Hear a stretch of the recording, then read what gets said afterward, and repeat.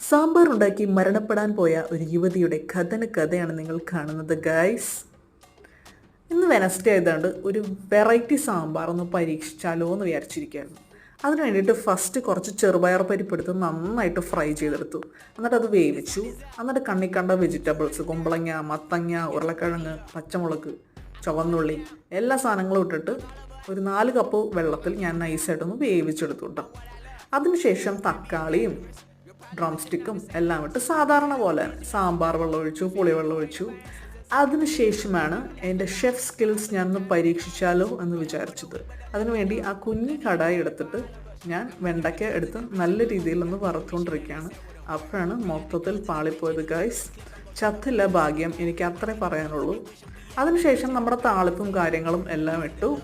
പിന്നെ ഞാനിപ്പോൾ പച്ചക്കായം മേടിച്ച് വറുത്ത് പൊടിച്ചതാണ്. അത് ആക്ച്വലി ഒരു ടേസ്റ്റ് കൂടുതൽ